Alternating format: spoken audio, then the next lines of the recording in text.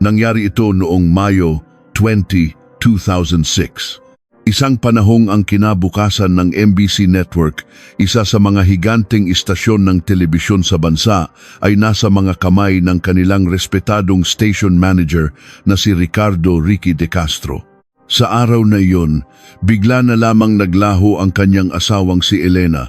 Panahon pa iyon na hindi pa ganoon katumpak ang GPS tracking sa mga cellphone at bihira pa maging ang mga dashcam. Dahil sa perpektong testimonya at alibi ng mister, mabilis na isinara ng pulisya ang investigasyon. Tinatakan si Elena bilang isang babaeng tumakas kasama ang kanyang kalaguyo. Sa loob ng 8 taon, nagpatuloy si Ricardo sa paglikha ng mga pinakamahuhusay na programa sa mismong TV station kung saan nawala ang kanyang asawa. Tuloy-tuloy ang kanyang pag-angat sa karera. Ngunit makalipas ang 8 taon, sa taglamig ng 2014, sa araw ng demolisyon ng lumang gusali ng MBC Network, isang katotohanan ang mabubunyag. Nang durugin ng isang higanteng backhoe ang sahig ng Grand Auditorium at hukayin ng lupa sa ilalim nito, napasigaw at napaatras sa takot ang mga construction worker. Sa mismong gitna ng entablado, kung saan dating tumatama ang pinakamakikinang na ilaw, may isang taong nakabaluktot sa lalim na 1 metro sa ilalim ng konkretong sahig.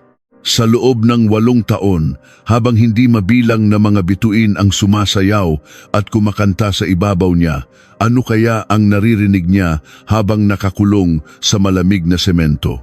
Ito ang sigaw ng isang babaeng inilibing sa pinakamaingay na lugar, ngunit walang boses na mailabas. Ito ang pagbubunyag sa pagkatao ng isang demonyong nagtatago sa likod ng maskara at perpektong alibi. Ano nga ba ang tunay na nangyari sa loob ng isinarang editing room 8 taon na ang nakalilipas? Matapos ang 8 taong pananahimik, isang videotape ang magbubunyag sa 60-minutong katotohanan. Ang kwento ng araw na iyon, ngayon na magsisimula. Nobyembre 15, 2014. Ang demolition site ng lumang gusali ng MBC Network sa Quezon City ay puno ng nakabibinging ingay ng bakal at sementong nagbabanggaan. Ang dambuhalang istruktura na naging bahagi ng kasaysayan ng broadcast media sa Pilipinas sa loob ng mahigit 30 taon ay unti-unting nagiging alikabok. Sa gitna ng puting alikabok na parang hamog, sumigaw ang site foreman gamit ang isang megafono. "Hoy Pedro! Dahan-dahan lang dyan. Parte yan ng Grand Auditorium sa basement. Delikado. Pag bumigay, yang sahig, dahan-dahanin mo lang." Sumunod ang operator ng backhoe sa utos ng foreman at binagala ng paghila sa lever ng makina. Maingat na kumagat ang bakal na panghukay nito sa istruktura ng entablado. Klang, klang, klang. Ang konkretong sahig ng entablado na sa loob ng 8 taon ay naging saksi sa di mabilang na awitin at palakpakan ay nadurog na parang biskwit. At sa sandaling iyon, mula sa mga basag na piraso ng kulay abong semento, may sumulpot na isang bagay na maputi, parang buto at hindi bakal. Ano yon? Itinigil ng operator ng backhoe ang trabaho. Sa pagitan ng mga bakal at durog na semento, isang bilog na bungo ng tao ang tumambad sa kanya. Noong una, inakala niyang materyales lang ito sa konstruksyon o piraso ng manikin. Ngunit nang titigan niyang mabuti, nanlaki ang kanyang mga mata. "Foreman, halika rito dali!" Sa apurahang sigaw, tumakbo ang foreman sa gitna ng alikabok at sumilip sa ilalim ng backhoe. Sa isang iglap, namutla ang mukha ng foreman. Sa mismong gitna ng entablado, sa lalim na halos 1 metro lamang, isang kalansay ang nakabaluktot. "Tigil ang trabaho, itigil lahat ng makina, lumayo kayo dyan." Sa sigaw ng foreman, sabay-sabay na huminto ang mga makinarya. Ang construction site ay biglang nabalot ng nakabibinging katahimikan. Habang lahat ay nagpipigil ng hininga, isang pulang bagay na puno ng lupa sa tabi ng kalansay ang umagaw ng kanilang pansin.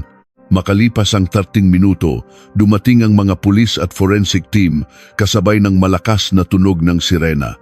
Pinalibutan ng dilaw na police line ang lugar at maingat na sinuri ng mga investigador na nakasuot ng puting protective suit ang hukay. Isang investigador ang nagsalita habang tinatanggal ang lupa gamit ang brush. Kakaiba ito. Kung titingnan ang estado ng mga buto, mukhang matagal na itong nakalibing dito. Isang miyembro ng forensic team ang kinuha ang pulang bagay sa tabi ng kalansay. Ito ay isang bungkos ng Ziploc bag na maingat na binalot ng maraming beses sa makapal na plastic bag at construction-grade waterproof sheet. Napakahusay ng pagkakabalot kaya walang kahit katiting na halumigmig ang nakapasok. Napanatili ang laman nito, sabi niya. Maingat na binuksan ng forensic team ang mga Ziploc bag. Sa kanilang pagkagulat, naglalaman ito ng isang lumang notebook na may listahan ng gastos at isang ID na himalang na preserba. Tiningnan ng isang miyembro ng team ang ID at nanlaki ang kanyang mga mata. Pangalan, Elena De Castro. Ipinanganak noong 1957. Ipinakita niya ang ID sa kanyang kasama. Isang investigador naman ang nagbukas ng notebook at itinuro ang petsa sa huling pahina. Ang huling tala sa listahan ng gastos ay noong 2006. Ibig sabihin, isa siyang nawawala 8 taon na ang nakalilipas. Sa mga sandaling iyon, sa labas ng police line, isang lalaki na kumakalap ng balita ang natigilan. Siya si Miguel Migs Santos, isang direktor ng investigative news program ng MBC na busina ng katotohanan. Narinig niya ang usapan ng mga investigador at napakunot ang noo. Teka, Elena De Castro, ipinanganak noong 1957, imposible. Biglang kumabog ng malakas ang dibdib ni Miguel. Ang pangalang iyon ay kapareho ng biktima sa isang kaso na pilit tinakpan ng mga boss niya noong baguhan pa lang siyang production assistant sa istasyon. Ang asawa ni Direk Ricky, si Ma'am Elena, namutla ang mukha ni Miguel. Tinakpan niya ang kanyang bibig gamit ang nanginginig na kamay. Ito ang mismong entablado kung saan 8 taon na ang nakalipas, siya ay nagpapalakpak at tumatakbo para gabayan ang mga audience. Ang isiping may isang taong nakalibing sa ilalim ng malamig na lupa, sa ilalim ng lahat ng makukulay na ilaw at sigawan, ay nagpatindig ng kanyang mga balahibo. Ibang-iba na ang kasong ito. Kinuha ni Miguel ang kanyang cellphone at dali-daling tinawagan ang kanyang senior. Sir, si Miguel po ito. Natatandaan niyo pa po ba? Yung kaso ng pagkawala ng asawa ni Direk Ricky, 8 taon na ang nakalilipas? Opo, tama po. Ang bangkay niya. Natagpuan sa ilalim ng entablado ng luma nating studio. Makalipas ang 2 araw, nabalot ng mabigat na katahimikan ang autopsy room ng Medico Legal. Binasa ng hepe ng investigasyon ang autopsy report at napabuntong hininga. Hindi ito simpleng insidente. May mga bali sa bungo at tadyang, mga bakas ng matinding pagpalo gamit ang isang matigas na bagay. Tiyak na may nanakit sa kanya bago siya inilibing dito. Isinara ng hepe ang report. Samantala, ang bungkos ng plastic bag na natagpuan sa tabi ng bangkay ay naging isang mahalagang ebidensya. Ayon sa mga taong nakakakilala kay Elena, palagi niyang ginagamit ang pulang plastic bag na iyon para iuwi ang mga natirang pagkain mula sa karinderyang pinagtatrabahuhan niya. Siya ay isang masinop at matipid na babae. Ang sipag naman niyang balutin pati ang listahan ng gastos, sabi ng isang investigador habang tinitingnan ang mga ebidensya. Dahil sa pagiging maingat ni Elena, napanatili ang kanyang mga fingerprint at sulat kamay kahit 8 taon na ang lumipas. Agad na tinawagan ng pulisya ang pangunahing suspek, ang asawa niyang si Ricardo De Castro. Matagal nang retirado si Ricardo sa MBC, ngunit isa pa ring maimpluwensyang tao sa industriya. Mr. De Castro, natagpuan na po ang labi ng inyong asawa. Kailangan po namin ng inyong kooperasyon. Nang bumukas ang pinto ng interrogation room, pumasok si Ricardo, ngunit ang kanyang kilos ay taliwas sa inaasahan ng mga investigador. Dumating siyang kasama ang isang grupo ng mga abogado. Inayos niya ang kanyang mamahaling suit at nagsalita ng may kahinahunan. Napakalungkot ng pangyayaring ito.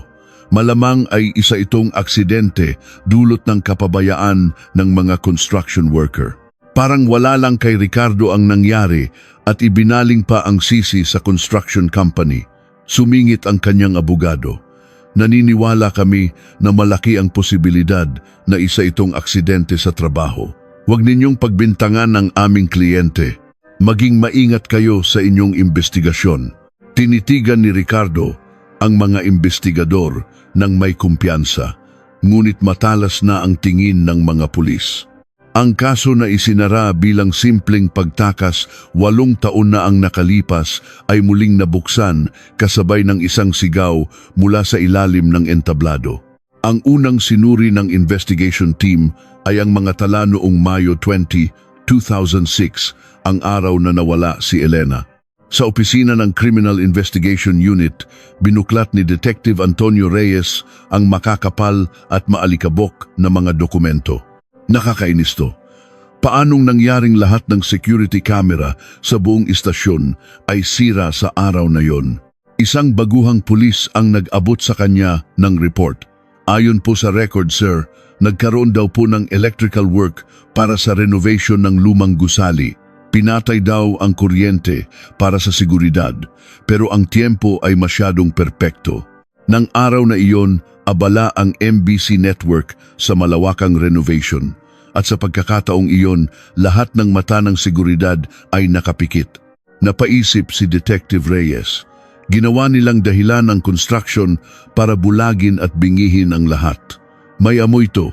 Samantala, sa basement archives ng MBC, si Miguel Santos ay nakikipagbuno sa amoy ng amag. Naghahanap siya ng mga lumang logbook mula noong production assistant pa lamang siya. Habang binubuklat ang mga naninilaw na papel, natagpuan niya ang hinahanap. Mayo 19, 19. Heto, Mayo 19. Mabilis na binasa ni Miguel ang mga nakasulat. Nakatala roon ang schedule ni Ricardo noong araw na yon. 2 p.m., 3 p.m.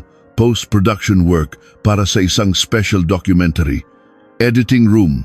Secured access. Isinara ni Miguel ang logbook. 1 oras siyang nag-iisa sa loob ng editing room. Ito ba ang perpektong alibi niya? Biglang tumunog ang cellphone ni Miguel. Tumatawag si Sarah Cruz, isang reporter mula sa kanyang team. Direk, si Sarah po ito. Kakatapos ko lang kausapin ang mga may-ari ng tindahan malapit sa tinitirhan ni na Ma'am Elena noon. May nakuha ka ba? Tanong ni Miguel. Direk, salungat na salungat sa sinasabi ni Sir Ricardo. Imposible raw na mambabae at tumakas si Ma'am Elena.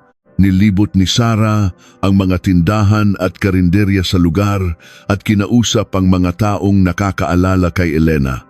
2 oras bago ang tawag na iyon, sa isang maliit na karinderya, isang matandang tindera ang natigilan ng marinig ang pangalan ni Elena. Naku, si Elena. Hinding-hindi ko makakalimutan ang babaeng yon. Kayod kalabaw yon sa trabaho. Laging nakasuot ng rubber gloves at siya ang gumagawa ng lahat ng maduduming gawain sa kusina. Pero lahat daw para sa asawa niya. Nag-uuwi pa nga yan ng mga tirang pagkain para ipagluto ang mister niya. May mga chismis po ba na nambababae siya? Tanong ni Sarah. Diyos ko, iha, saan siya kukuha ng oras para dyan? Maghapon yan sa karinderya, tapos sa gabi, may sideline pa yan. Ni hindi nga yan makapagpahinga, mambababae pa kaya. Ngunit ang mas nakakagulat na testimonya ay nanggaling sa katapat na laundry shop. Naaalala ng may-ari ang huling beses na nakita niya si Elena 1 araw bago ito mawala. Gabi na noon, dinala niya ang polo ng asawa niya at umiiyak siya sa labas ng pinto. Ano po ang nangyari? May mantsa ng lipstick sa kwelyo, isang matingkad na pink. Sa pagkakaalam ko, si Elena ni pambili ng lotion ay tinitipid. Imposibleng sa kanya ang lipstick na yon. Ano po ang sinabi niya? Wala. Yakap-yakap niya lang yung damit habang tumutulo ang luha niya. Isipin mo na lang ang sakit na nararamdaman niya. Ang testimonya na ito ay nagpapatunay na ang problema ay wala kay Elena kundi kay Ricardo. Pinatay ni Miguel ang tawag at napakuyom ng kamao. Ito na ang simula ng paglilinis sa pangalan ni Elena. Samantala, sa himpilan ng pulisya, tinitingnan ni Detective Reyes ang mga lumang bank record ni Elena. Nanlaki ang kanyang mga mata. Ano to? May buwanang withdrawal dito, pero ang pinupuntahan ng pera ay kakaiba. Lumapit ang isang kasamahan. Pambayad po ba sa 5-6? Hindi. Tinrace ko ang daloy. Ang huling destinasyon ay isang account na nakapangalan din kay Ricardo.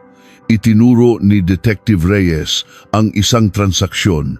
Mas tama, isang peking account na ginawa ni Ricardo. At ang perang lumalabas dito napupunta lahat sa mga overseas online gambling site. Ang perang pinaghirapan ni Elena sa paghuhugas ng plato at mga sideline ay napupunta lang pambayad sa utang sa sugal ng kanyang asawa. Kinuha ni Detective Reyes ang lumang police report at ibinagsak sa mesa. Basahin mo to. Testimonya ni Ricardo, tumakas ang asawa ko kasama ang kalaguyo niya at ang konklusyon ng pulisya, walang dahilan para magduda. Kaso sarado. Ni hindi man lang nila inimbestigahan. Ito ba ang investigasyon? Noong gabing iyon, nakuha na ng anak nilang si Ana ang mga gamit ng ina mula sa pulisya kasama ang notebook. Dahil sa ziplock bag, malinaw pa rin ang mga sulat. Nanginginig niyang binuklat ang mga pahina at nakita ang sulat kamay ng ina. Kangkong, 5 piso. Nagtawad si Aling Nena, nakatipid ng 2 piso. Ipon para sa tuition ni Ana sa susunod na semester. 75,000 pesos na, konting tiis pa. Si Ricardo, mukhang nanghihina. Kailangan kong maibili siya ng gamot. Titiisin ko na lang. Bawat sentimo ay tinitipid ng kanyang ina para sa kinabukasan niya at sa kalusugan ng asawa. Niyakap ni Ana ang notebook at napahagulgol. Mama, sorry po. Naniwala ako kay Papa, naniwala ako sa lahat ng kasinungalingan niya at nagalit ako sa iyo. Patawarin mo ako, Mama. Naghanap si Miguel ng isang testigo na makakasira sa alibi ni Ricardo. Natagpuan niya si Ben, isang dating production assistant. Ben, huwag kang kabahan. Mag-usap lang tayo. Naaalala mo ba ang nangyari sa editing room noong Mayo 20, 8 taon na ang nakalilipas? Lumingon-lingon si Ben at bumulong. Sir, may nakita po ako noon. Ipinagbawal ni Direk na may pumasok sa editing room, pero may naiwan akong tape kaya bumalik ako ng patago. At nakita ko siya. Nakita mo ano? Si Direk pababa ng fire exit. Nagtaka ako bakit siya nandoon kung dapat nasa editing room siya. Pero hindi ako nagsalita. Alam niyo naman, kapag kinalaban mo si Derek, tapos ka na sa industriya. Ang testimonya ni Ben ay nagpatunay na nagsinungaling si Ricardo. Wala siya sa editing room. May iba siyang ginagawa. Agad kumuha ng warrant ang mga pulis para suriin ang mga nakatagong financial record ni Ricardo. Makalipas ang ilang araw, tumakbo si Detective Reyes sa kanyang hepe. Sir, tingnan niyo to. Planado lahat ng demonyo. Anong nakuha mo? Isang buwan bago ang insidente, kumuha siya ng life insurance policy para kay Elena na nagkakahalaga ng 10 milyong piso at ang beneficiary. Siyempre, si Ricardo. Ang mas malala, ang buwanang bayad sa insurance ay automatic na kinakaltas sa bank account ni Elena. Hindi alam ng asawa niya na buwan-buwan niyang binabayaran ng sarili niyang kamatayan para yumaman ang asawa niya. Lahat ng ebidensya ay nakaturo kay Ricardo. Ang katotohanang inilibing 8 taon na ang nakalilipas ay unti-unti nang lumalabas. Tinawag ng pulisya ang isang empleyado ng lending company na huling nakausap ni Elena. Mayo 20, 2006, nakausap niyo si Ganing De Castro. Ano ang pinag-usapan ninyo? Tanong ni Detective Reyes. Hapon noon, tumawag siya sa akin. Sabi niya, babayaran na niya lahat ng utang. Inipon daw niya ang principal at interes, kaya pinapunta niya ako sa harap ng TV station. at pumunta ka. Siyempre, pero 1 oras akong naghintay, hindi siya dumating. Tinawagan ko ng maraming beses pero hindi sumasagot. Iyon na ang huli naming pag-uusap. Nang tawagan ko ang asawa niya, sinabi niyang tumakas daw kasama ang kalaguyo. Naniwala naman kami. Ang testimonya ay nagpapakita na walang balak tumakas si Elena. Gusto niyang tapusin ang utang at magsimula muli. Samantala, sa kabilang interrogation room, patuloy na nagmamatigas si Ricardo. Detective, ang asawa ko ay nagplano kasama ang ibang lalaki. Biktima ako rito. 8 taon ko siyang hinintay, tapos ganito pa ang gagawin niyo sa akin. Ngunit naglabas ng isang dokumento si Detective Reyes. Ang mga naririnig namin ay iba sa sinasabi mo, Mr. De Castro. Ayon sa testimonya ng dati ninyong General Manager na si Mr. Jimenez, sobrang nerbyoso niyo raw bago ang inyong promotion. Lahat naman kinakabahan kapag may promotion. Ngunit iba ang naaalala ng mga empleyado ng MBC. Kinausap ni Miguel si Mr. Jimenez. Naku, si Ricardo sobrang kakatwa noon. Tumutunog lang ang telepono, napapatayo na siya sa gulat. Isang beses pumasok ako sa opisina niya, nakita ko siyang nakatingin sa labas at bumubulong. Kung wala lang ang babaeng yon, kung wala lang siya, malulutas na sana lahat ng problema ko sa pera ng insurance. Sigurado ako, iyon ang narinig ko. Sa interrogation, itinanggi lahat ni Ricardo. Samantala, ang anak nilang si Ana ay puno ng pagdududa. Pumasok siya sa study ng ama at binuksan ang isang nakakandadong drawer. Sa loob, may isang lumang sobre. Nang buksan niya, nahulog ang isang tumpok ng resibo. Ang mga petsa. Hunyo 2006. Isang buwan lang matapos mawala ang ina niya. Bagong sasakyan, P1.2 million. Golf club membership, P500,000 pentes. Mamahaling relos, P200,000 pentes. Ang perang pinaghirapan ng ina niya para ipambayad utang ay winaldas ng ama niya na parang pista. Napaupo si Ana. Papa, paano mo nagawa to? Biglang bumukas ang pinto. Dali-dali niyang isinilid ang mga resibo sa sobre at isinara ang drawer. Bumalik si Miguel sa archives ng TV station at doon natagpuan niya ang magpapabagsak sa alibi ni Ricardo. Isang logbook ng construction team, may petsang Mayo 20, 2006. Heto na, nakasulat doon, 2 p.m., 3 p.m., utos ni Station Manager Ricardo De Castro. Palabasin lahat ng trabahador sa basement auditorium para sa sensitive equipment security check. Tinawagan niya si Detective Reyes. Detective, nahanap ko na. May record na pinalabas ni Ricardo lahat ng tao sa construction site sa loob ng 1 oras, eksakto sa oras na sinasabi niyang nasa editing room siya. Hindi siya nagtatago sa editing room. Bumaba siya para gawin ang krimen. Ito ang smoking gun.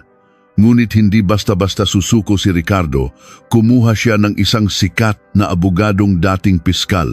Sa isang press conference, sinabi ng abogado, may mga irregularidad sa investigasyon ng pulisya. Iligal ang pagkolekta nila ng ebidensya. Hihilingin namin ang muling investigasyon. Si Ricardo naman ay nagpa-interview sa isang sikat na talk show at umiyak. Ginagawa akong kriminal ng mga pulis. 8 taon kong hinintay ang asawa ko. Pati ba naman sa kabilang buhay, paiiyakin pa nila siya. Naniwala ang publiko. Nahirapan ang mga investigador. Isang gabi, may tumawag kay Miguel mula sa isang unknown number. Si Mr. Miguel Santos po ba ito? Isang mahinang boses ng matanda. Ako nga po. Sino po ito? Ako si Tomas, dating hepe ng facilities management ng MBC. May sakit akong lung cancer at bilang na ang mga araw ko. Bago ako mamatay, gusto ko nang ibaba ang pabigat na ito. Anong pabigat po? 8 taon na ang nakalilipas. May ipinatapon sa akin si Direk Ricardo, pero natakot ako, kaya itinago ko. Ito ang tape mula sa security camera na nakatutok sa ilalim ng entablado noong araw na iyon. Natigilan si Miguel.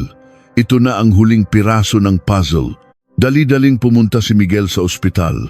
Sa isang ICU room, nakita niya si Mang Tomas, hirap ng huminga. Ito, kunin mo, sabi ng matanda, inaabot ang isang maliit na kahon. Sa loob, isang lumang mini DV tape. May itinago akong kamera para idokumento ang construction.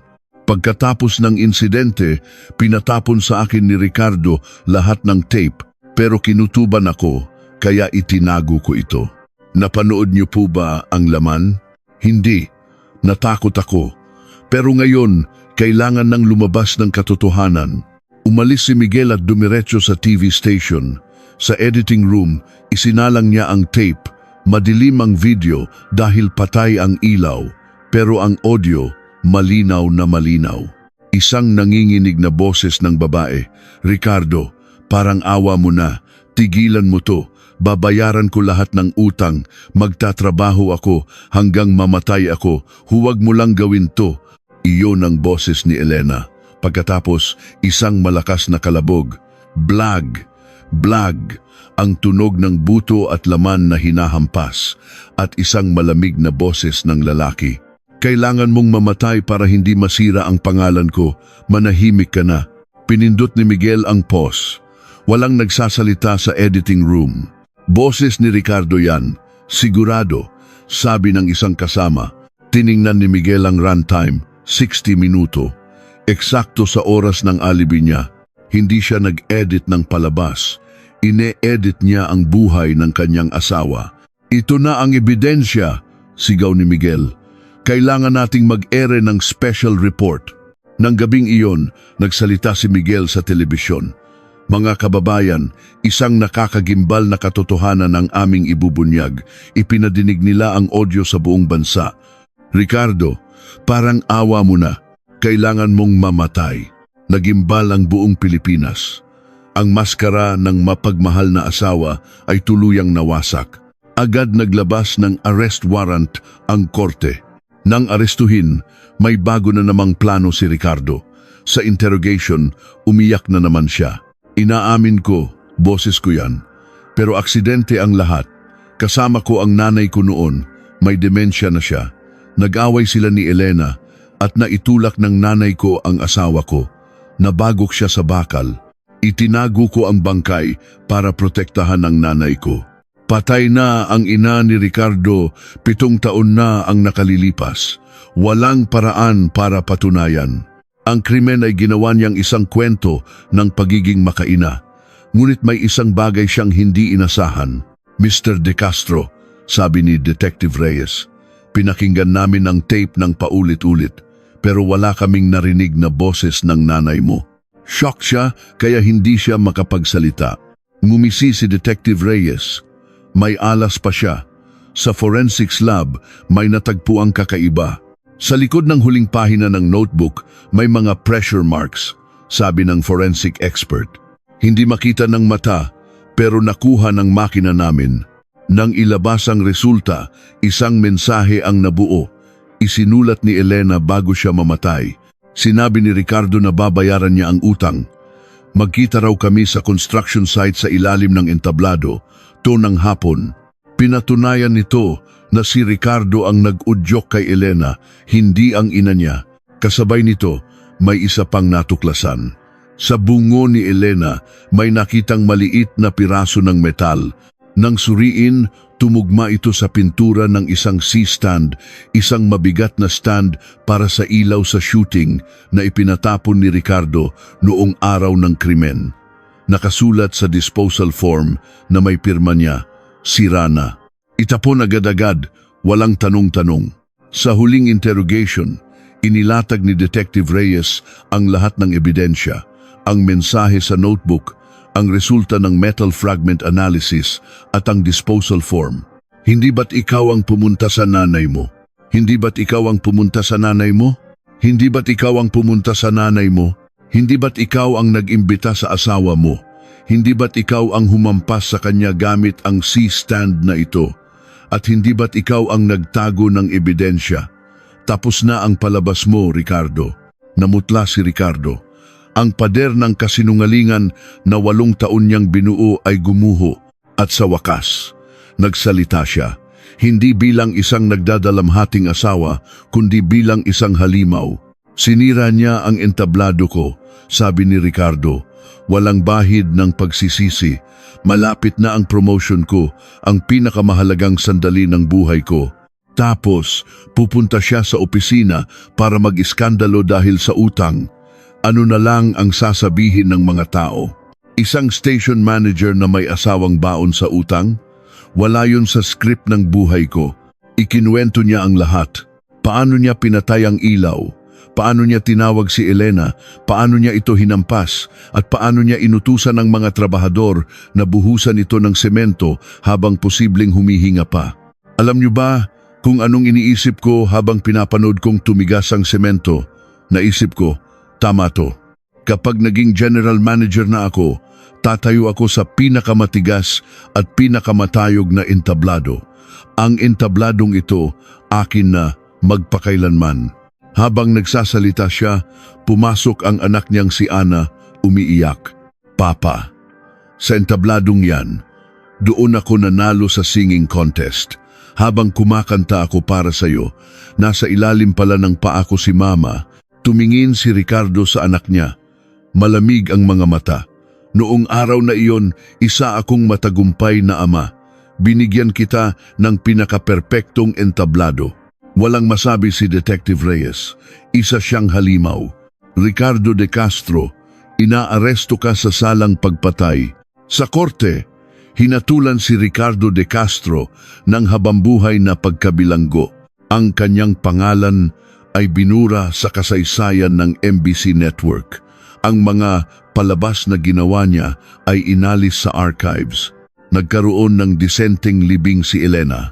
Dinaluhan ito ng mga kasamahan niya sa karinderya at mga taong naantig sa kanyang kwento. Si Ana, habang yakap ang notebook ng ina, ay umiiyak. Mama, patawad po. Magpahinga na po kayo. Gumawa si Miguel Santos ng isang huling dokumentaryo, Ina sa ilalim ng entablado. Sa loob ng 60 minuto, habang tayo ay naaaliw sa mga palabas, isang buhay ang tinapakan at ibinaon, sabi ni Miguel sa kanyang pagsasara. Huwag nating kalimutan ang sakripisyo ng isang ina at ang trahedyang itinago sa ilalim ng isang makislap na entablado. Isang hapon, binisita ni Miguel ang lote kung saan dating nakatayo ang MBC. Sa gitna ng mga durog na semento, may nakita siyang isang maliit na bulaklak na sumisibol. Isang simbolo na kahit sa pinakamadilim na lugar, ang katotohanan tulad ng buhay ay palaging hahanap ng paraan para sumikat. Salamat sa pagsubaybay sa kuwentong ito. Kung nagustuhan ninyo, mangyaring mag-iwan ng komento. Ang inyong suporta ay malaking tulong sa amin. Huwag kalimutang mag-subscribe at i-like ang aming channel.